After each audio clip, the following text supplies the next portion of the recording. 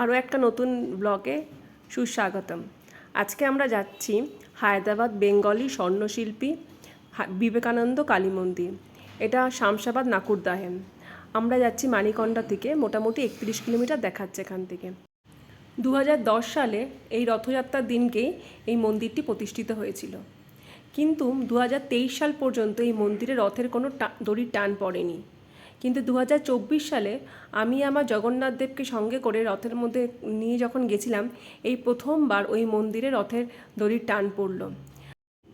আমরা যখন মন্দিরে প্রবেশ করছি তখন ওখানকার সদস্যরা এবং কীর্তন দলের সদস্যরা খুব আন্তরিকতার সহিত ভগবান জগন্নাথের রথকে ওরা স্বাগতম জানায়, এবং তারপর থেকে রথকে মন্দির পর্যন্ত নিয়ে যাওয়া হয় খুব ধুমধামের সাথে ঢাকঢোল বাজিয়ে।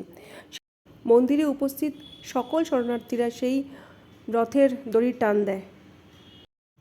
আমাদের পরম সৌভাগ্য যে শ্রী জগন্নাথ দেব, ভগবান বলরাম এবং সুভদ্রা মাতা আমাদের হাত ধরে রথে চেপে এই মন্দিরের মধ্যে প্রবেশ করে, এবং এখানকার যে সদস্যবৃন্দরা, এখানকার কমিটির সদস্যবৃন্দরা ওনারা আলোচনা করছিলেন পরের বছর চেষ্টা করবেন যে মন্দিরের মধ্যে রথ টানার যেন ব্যবস্থা করা হয়।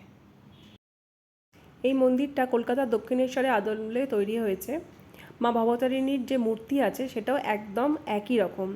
এখানে খুব ধুমধামের সাথে পুজো হয় মা ভবতারিণীর। তাছাড়াও এখানে শিবলিঙ্গ আছে, গণেশ পুজো হয়, পাশে রাধাকৃষ্ণ আছে এবং বালাজির পুজো হয় এই মন্দিরে।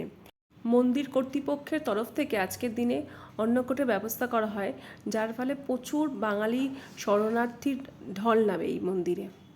এক প্রকার বলা হয় তাকে হায়দ্রাবাদের যত বাঙালি আজকের দিনে এখানে সব দেখা মেলা যায়।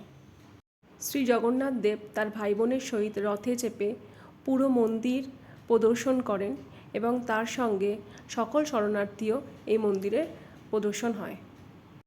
বাঙালিদের প্রচলিত কথা অনুযায়ী আজকের দিনে শ্রী জগন্নাথ দেব জিলিপি এবং পাঁপড় ভাজা খান, এবং তার ভক্তগণও সেটা খেয়ে থাকেন। এই মন্দির কর্তৃপক্ষ তরফ থেকে তারও ব্যবস্থা করে রাখা হয়েছিল। মন্দির কর্তৃপক্ষের সদস্যদের ব্যবহার অত্যন্ত আন্তরিক, এবং যে কেউ যারা সদস্য নয় তারাও এই মন্দিরে নির্দ্বিধায় প্রবেশ করতে পারে। এই মন্দিরে দুর্গাপুজো, কালী পুজো, শ্যামা কালী পুজো, শিবরাত্রি খুব ভালোভাবে খুব ধুমধামের সাথে পালন হয়। লাস্ট আমি শ্যামা কালী পুজোতেও এই মন্দিরে গেছিলাম এবং শিবরাত্রির সময়তেও গেছিলাম।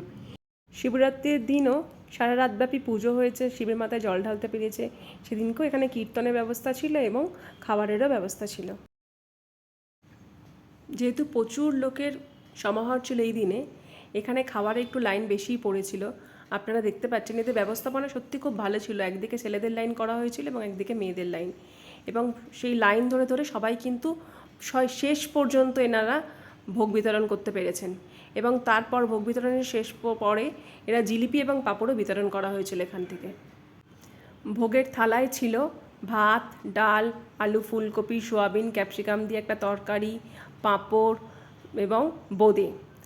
আমরা জায়গা পাইনি, তো আমরা গাড়িতে বসেই খেয়েছি, বাচ্চাটাকে খাওয়ানোর ছিল।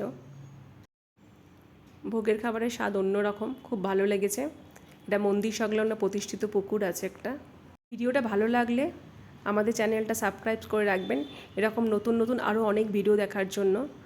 আমি পরে আবার নতুন ভিডিও নিয়ে আসবো। ততক্ষণের জন্য থ্যাংক ইউ, আবার দেখা হবে।